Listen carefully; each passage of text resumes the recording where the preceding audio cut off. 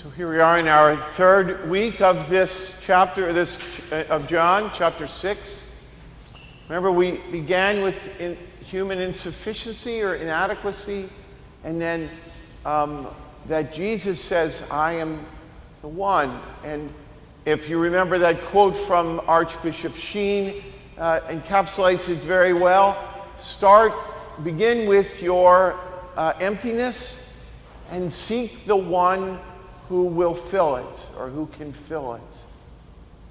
And so now we ask ourselves, so who is this one? Who is Jesus?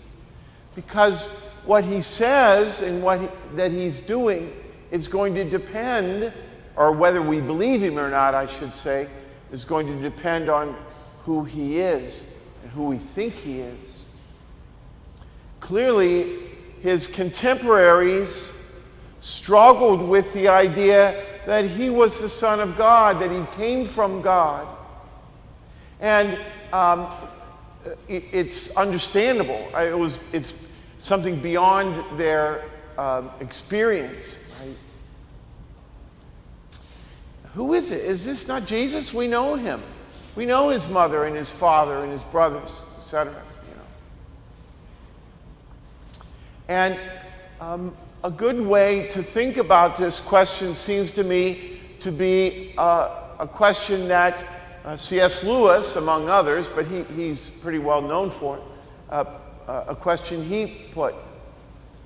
The so-called liar, lunatic, or Lord. Is Jesus a liar? Is he lying about who he is? In which case, he would be a bad man, an evil man. Is he a lunatic? Is he out of his mind? Is he crazy? Is he mentally insane? In which case, again, whether we stay with him or not, we don't believe him. Or is he, in fact, the Lord? And our answer to that question, there is, we believe, objective proof to the answer that he is the Lord. But it's not completely provable, in the sense that we normally use that word in our scientific age. Always there is a place, and a big place, and the important place is faith.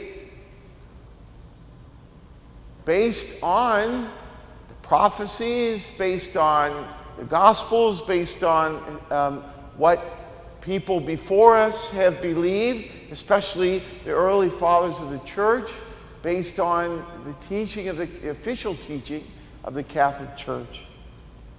Is Jesus a liar? Is he a lunatic? Or is he the Lord? And if he is the Lord, then what he says, not just about himself, but now what he says about his body and blood, his flesh, then is something to be believed. And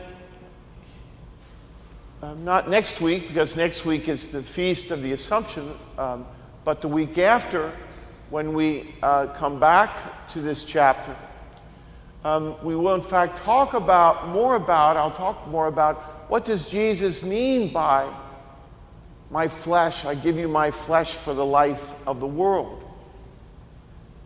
And so I'll save that for that. But if we in fact believe that the Eucharist is Jesus' body and blood, soul and divinity, what is it for? Why is it? And I know I'm kind of circling back around in a way. I'm going back and forth, but I'm following John in a sense, and I'm following the Scriptures. And we have the first reading in this story of Elijah.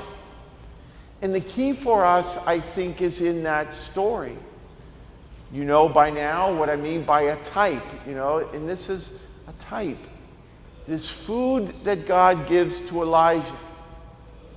First of all, Elijah is afraid and he is exhausted. And he lays down and he's ready to die. He's ready to give up. And an angel wakes him up, so this is food from God. And he says, get up, eat, else the journey will be too long. And so this is food for the journey. We've used that phrase a lot. Mostly we've used it in the past for the sacrament, not the sacrament, but it is a sacrament, but for viaticum. In the older days, that was used more often than it is now, but even now it's used. I suggest it when I can. The last time, think of it, the last time that someone receives the Eucharist. And so as someone is close to death, it's a guessing game, of course, but there are times when you can kind of say, okay, everybody recognizes we don't have much longer here. And so let us consciously receive communion. And we think of it, food for the journey from death to God, But the truth is, the Eucharist is food for the journey in a larger context than that. It's food right now for our journey. And not just through life, to get us through life, But think of what does Elijah do after he eats this food? He gets up and he walks 40 days and 40 nights to the mountain of God. And so the journey of which we speak with the Eucharist is the journey to God. And that begins now. And we are on different stages of the journey. Probably we're all over the map, Some are quite close to God. Some are beginning. Some have a lot of work to do, a lot of vices to eliminate, a lot of virtue to acquire, etc., And then the rest of us are in between somewhere, But the Eucharist, it always helps, it seems to me, to be more intentional, more conscious, more specific about what we ask of God. And it's not a bad practice. I used to do this all the time. I've kind of gotten away from a little bit, but here and there, when there's something specific I need spiritually, I do it. But it's not a bad practice that as you're coming up for communion, to think about or ask Jesus, if you're working on acquiring a virtue, you need to be more patient, or you're trying to avoid a particular sin that you're struggling with, to mention that and ask God, ask Jesus specifically, in this Eucharist, give me the grace for this, whatever it happens to be. This is food that will make our journey to God easier and more sure. May not always feel that way, but the spiritual realities don't operate always on that same level of feeling, emotion, etc. We're not always aware. Faith it's always our way to God, right? And so you won't be able to prove things to yourself always. You won't be able to go by your feelings, But the intention in the Eucharist, this is food that Jesus is giving to us for the journey. I'll stop there. We start with our emptiness. We look for the one who can fill that emptiness.